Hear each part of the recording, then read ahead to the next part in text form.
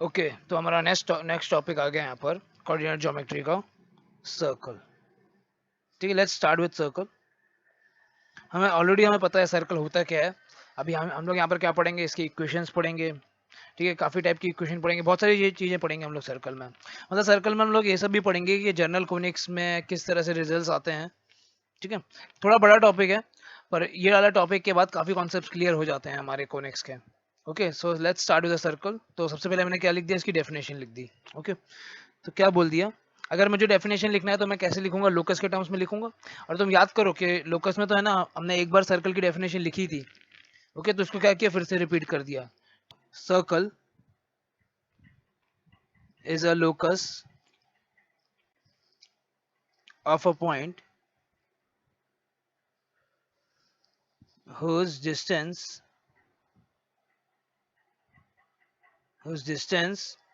from a fixed point is always constant। ठीक है, वही वाली बात रिपीट कर दी। क्या बोल दिया, सर्कल एक लोकस है, किसका लोकस है, पॉइंट का लोकस है, जो हमेशा एक फिक्स पॉइंट से क्या होगा, कांस्टेंट डिस्टेंस पे दूर होगा। ठीक है, मतलब इस तरह से बोल दिया यहाँ पर कि यहाँ पर कोई एक फिक्स पॉइंट ले लिया यहाँ पर। ठीक है, इसको मैंने बोल दिया अल्फा और बीटा। यहाँ से कांस्टेंट डिस्टेंस बनाया मैंने कोई आर, और ये वाला जो पॉइंट होगा, ऐसे सारे पॉइंट्स को क्या किया मैंने, कलेक्ट कर लिया। तो मैंने तो तुमको बताया था यहाँ से कि एक फिक्स पॉइंट से तो कांस्टेंट डिस्टेंस आर सिर्फ ये नहीं होगा, ये भी होगा। ठीक है, ये भी हो जाएगा, ये भी हो जाएगा, इस तरह से सारे हो जाएंगे पॉइंट्स। तो तुम क्या करो, इन सबको क्या करो, ज्वाइन कर लिया। तो इनको सब ज्वाइन करोगे तो क्या मिल जाएगा मुझे, एक सर्कल मिल जाएगा। ठीक है, सीधी सी बात है, जो सर्कल की जो इक्वेशन होगी वो सर्कमफ्रेंस को सेटिस्फाई करेगा, सेंटर को थोड़ी ना सेटिस्फाई करेगा।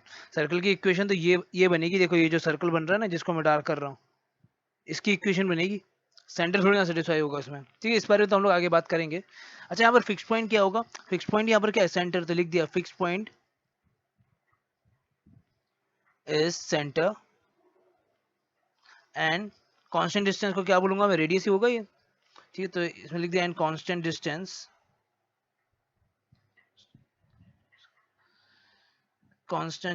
Is radius.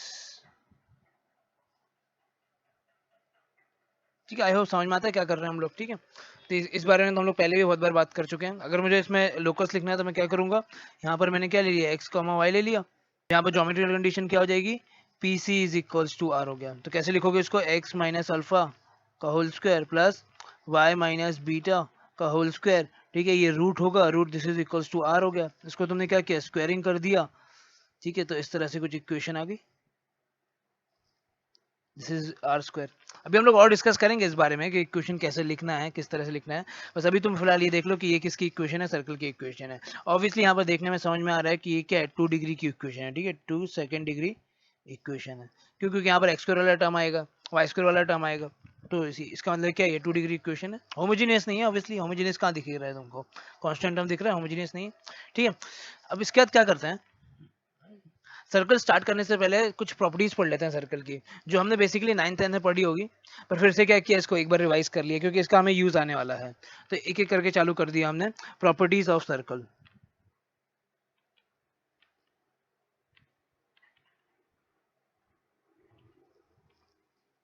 Okay, first property यहाँ पर मैंने क्या बोल दिया, P1।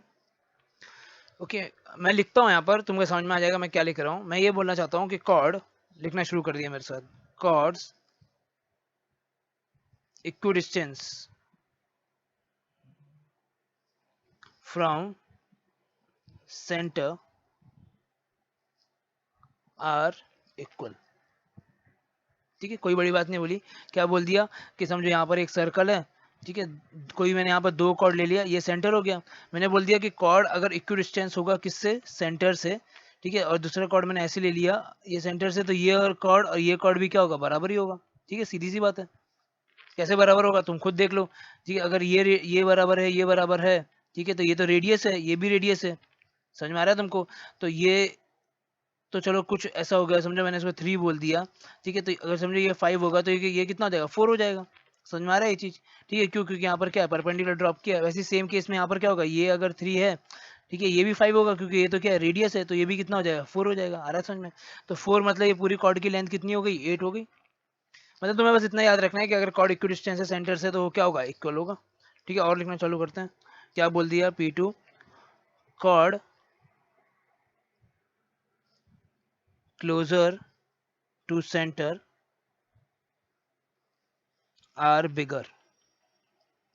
ठीक है, मतलब जैसे जैसे कॉर्ड क्या होगा सेंटर के पास आता रहेगा, वो कॉर्ड की लेंथ क्या होती रहेगी, बढ़ती रहेगी। ठीक है, सीधी सी बात है। तो अगर फिर मैंने इसमें यहाँ पर क्या बोल दिया कि सबसे बिगेस्ट कॉर्ड कौन सा होगा, तो बिगेस्ट कॉर्ड तो वही होगा जो डायमीटर होगा, जो सेंटर से पास करेगा, उससे बड़ा तो कोई कॉर्ड हो ही नहीं सकता।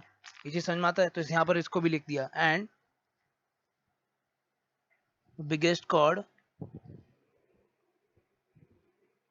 Is diameter. आई होप ये चीज क्लियर है। ठीक है, नेक्स्ट करते हैं, नेक्स्ट प्रॉपर्टी 3। क्या बोल दिया, foot of the perpendicular from centre to any chord bisects the chord. ठीक है, बाइसेक्स द कॉर्ड, सही बोल रहा है। क्या बोल रहा है कि देखो, अगर हम जो इस तरह से कोई सेंटर है, यहाँ पर एक मैंने एक सर्कल बनाया, ठीक है, इसका यहाँ पर क्या हो गया, यहाँ पर ये सेंटर है, मैंने बोले ये कॉर्ड है, तो जब भी तुम इसके परपेंडिकुलर ड्रॉप करोगे तो ये इसको क्या करेगा, बाइसेक्ट कर देगा। सही है, तो हमें पहले से पता है, सेंटर से अगर मैं परपेंडिकुलर ड्रॉप कर रहा हूँ कॉर्ड पे, तो वो कॉर्ड को क्या करता है, बाइसेक्ट करता है। तो इस चीज को हमने क्या किया, याद कर लिया। ओके, समझ में आ रहा है क्या कर रहे हैं यहाँ पर। ओके, प्रॉपर्टी 3, ये हो गया प्रॉपर्टी 4। प्रॉपर्टी 4 मैंने क्या बोल दिया कि समझो ऐसा कोई सर्कल है, देखो इस तरह से, अगर यहाँ पर ऐसा कोई सर्कल है इधर, ठीक है, और अगर समझो मैंने यहाँ पर एक कॉर्ड बना दिया इस तरह से, एक ऐसे मैंने यहाँ पर एक कॉर्ड बना दिया, तो ये सेंटर पे कोई एक सर्कल बना रहा होगा इधर, सेंटर पे कोई क्या बना रहा होगा, एक एंगल बना रहा होगा। और सेम क्या करता है, ये यहाँ पर एंगल बनाता है ये, ठीक है, ये एंगल समझो थीटा है, तो वो हमेशा क्या करता है, एक पर्टिकुलर आर्क पे वो सेम ही एंगल बनाता है। मतलब इसका मतलब ये है कि अगर मैं इसको ऐसे बना दूं, ठीक है, आई होप तुम्हें दिख रहा हो, तो ये भी कितना थीटा होगा। ठीक है, पर इसकी खासियत ये है कि यहाँ पर ये मेजर आर्क में जो भी एंगल बनाएगा, सेंटर में इसका क्या बनेगा, ट्वाइस बनेगा। ठीक है, तो इस चीज को हमें याद रखना है कि यहाँ पर सेंटर में ये क्या बनाएगा, 2 थीटा ही बनाएगा। तो इसको हमने क्या किया, लिख दिया। इसको क्या लिख लिया, अ chord makes constant angle at circumference। Constant angle क्यों बोल रहा है, क्योंकि एक कॉर्ड से एक ही एंगल बनेगा। ठीक है, तुम सर्कमफ्रेंस में कहीं भी बना दो, एक ही बनेगा। ये चीज तुम्हें समझ में आना चाहिए। ओके, मतलब एक साइड एक ही बनेगा। मतलब अगर मैं समझो एक सर्कल यहाँ पर बना रहा हूँ इस तरह से, देखो ऐसे, ठीक है, मैंने यहाँ पर ऐसे लाइन खींच दी इधर, तो तुम कोई सा भी बना लो यहाँ से, ये बना लो, चाहे फिर ये बना लो, ठीक है, चाहे फिर ये बना लो, ये हमेशा क्या होगा, थीटा ही होगा इधर। और इसको मैंने क्या बोल दिया, ये क्या होता है, मेजर आर्क हो गया, क्योंकि ये बड़ा दिख रहा है। ठीक है, माइनर आर्क क्या होगा, माइनर आर्क ये हो जाएगा, यहाँ से लेके यहाँ तक, इसको मैं क्या बोल दूंगा, माइनर आर्क को बोल दिया। तो अगर समझो मेजर आर्क में अगर यहाँ पर थीटा बना रहा है, इसका मतलब ये है कि माइनर आर्क में यहाँ पर कितना बनाएगा, ये कितना होना चाहिए, पाई माइनस थीटा होना चाहिए। क्यों, क्योंकि अगर मैं कोई भी क्वाड्रिलेटरल बनाता हूँ एक सर्कल के अंदर, तो उसके अपोजिट एंगल्स क्या होते हैं, सप्लीमेंट्री होते हैं। ठीक है, अगर मैं क्वाड्रिलेटर की बात कर रहा हूँ, कौन से क्वाड्रिलेटर की बात कर रहा हूँ, ये क्वाड्रिलेटर देखो जिसको मैं डार्क कर रहा हूँ। ठीक है, अगर ये क्वाड्रिलेटर की मैं अगर बात कर रहा हूँ, ठीक है, तो अगर एक साइड यहाँ पर क्या है, थीटा है, तो दूसरी साइड क्या हो जाएगा, पाई माइनस थीटा हो जाएगा। क्यों, क्योंकि sum of the opposite side, opposite angles of a quadrilateral inside the circle is pi, is supplemented. मतलब बेसिकली यही तो डेफिनेशन होती है साइक्लिक क्वाड्रिलेटरल की। ओके, तो मैंने क्या बोल दिया, chord makes a constant angle at a circumference, okay, and it will make, ऐसे लिख लिया, and it will make twice of that angle, at center। ठीक है, समझ में आ रहा है क्या कर रहे हैं। ओके, फिर एक चीज तुमको यहाँ पर और देखना है कि देखो जो यहाँ पर मेजर आर्क में बनाएगा वो एक एक्यूट एंगल बनाएगा ये। ठीक है, मतलब कभी भी ऐसा नहीं होगा कि मेजर आर्क में ये क्या होगा, ऑब्ट्यूस एंगल आ जाए। मेजर आर्क में हमेशा एक्यूट एंगल आएगा।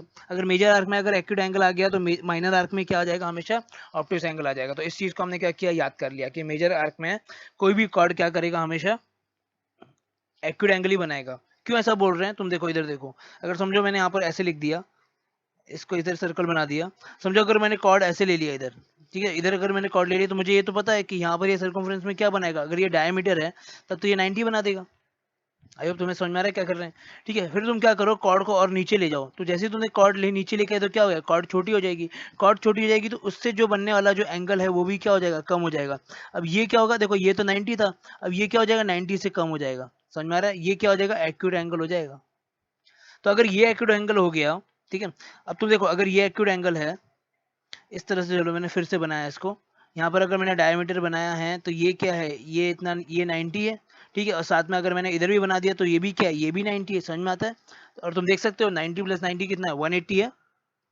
मतलब सम ऑफ द अपोजिट एंगल्स क्या होना चाहिए, कांस्टेंट होना चाहिए।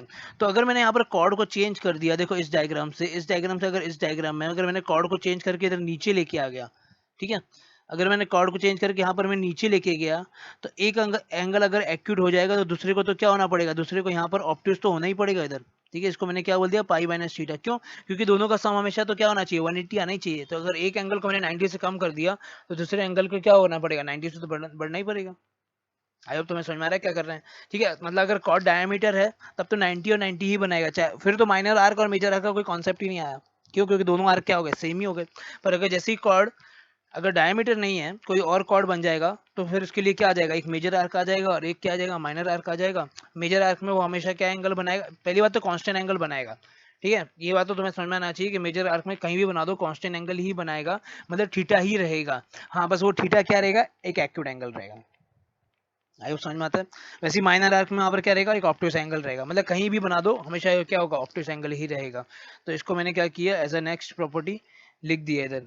क्या बोल दिया, P5, ठीक है, angle made on major arc will be acute and angle made on minor arc will be obtuse। Okay, तो इस चीज को हमने क्या किया, याद कर लिया। हो सकता है कि आगे क्या हो जाए, क्वेश्चन में आ जाएगी। ठीक है, तो फिलहाल अभी क्या किया, इसको याद कर लिया। ओके, नेक्स्ट करते हैं, नेक्स्ट प्रॉपर्टी। ये कितनी होगी, प्रॉपर्टी 5 हो गई। नेक्स्ट प्रॉपर्टी करते हैं,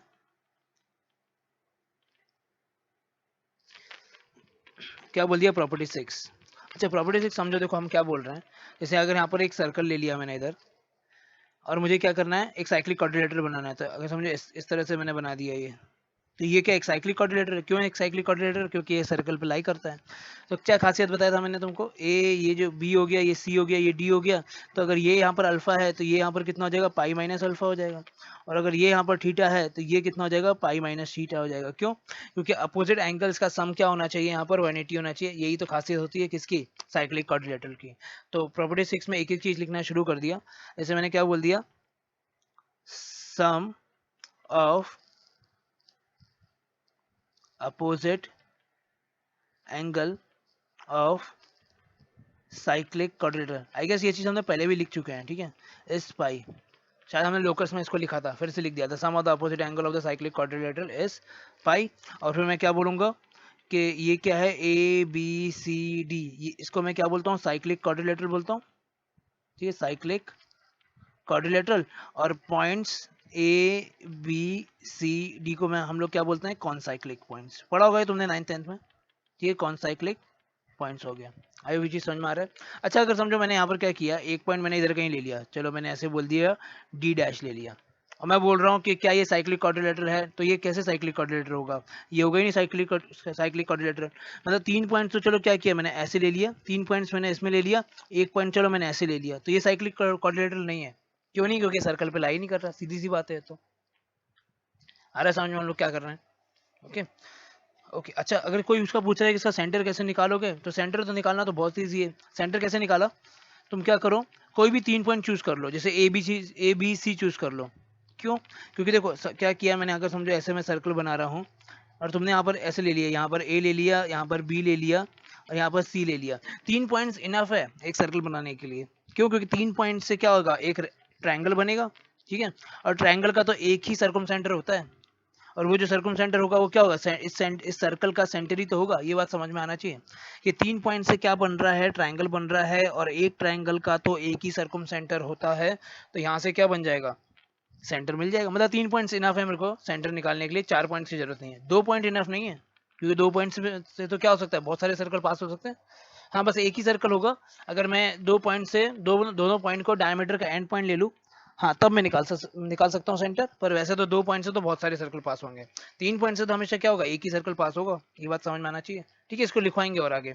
अभी फिलहाल के लिए क्या किया, इसको याद कर लिया कॉन्साइक्लिक वाले पॉइंट को। ओके, नेक्स्ट प्रॉपर्टी क्या बोल दिया, प्रॉपर्टी 7। ओके, प्रॉपर्टी 7 यहाँ पर क्या बोल दिया कि समझो एक सर्कल बना दिया इस तरह से। ओके, यहाँ पर मैंने क्या किया, एक टेंजेंट ले लिया।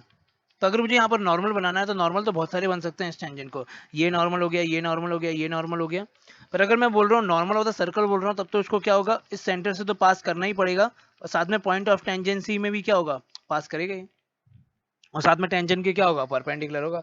परपेंडिकुलर तो यही सब ही है, ठीक है, ये सब भी परपेंडिकुलर है। पर तो इसकी क्या खासियत है कि ये सेंटर से पास कर रहा है और साथ में टेंजेंट को क्या, परपेंडिकुलर तो है ही, और साथ में पॉइंट ऑफ टेंजेंसी से पास कर रहा है। ठीक है, मतलब पॉइंट ऑफ टेंजेंसी से यहाँ पर पास कर रहा है ये। तो ये क्या है, ये एक्चुअल नॉर्मल किसका है, सर्कल का। ओके, तो यहाँ पर मैंने क्या बोल दिया कि अगर मैं सर्कल की नॉर्मल की बात कर रहा हूँ तो उसको पॉइंट ऑफ टेंजेंसी से पास करना ही पड़ेगा। ठीक है, तो यहाँ पर मैंने लिख दिया normal of a circle passes through, वैसे ये चीज तो हमें पता भी होती है पहले से, पासेस थ्रू सेंटर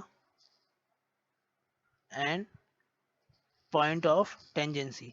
ठीक है, पॉइंट ऑफ टेंजेंसी किसको बोल रहे हैं, जहां पर ये कट कर रहा है। ठीक है, point of tangency. I hope ये चीज क्लियर है। ठीक है, ओके।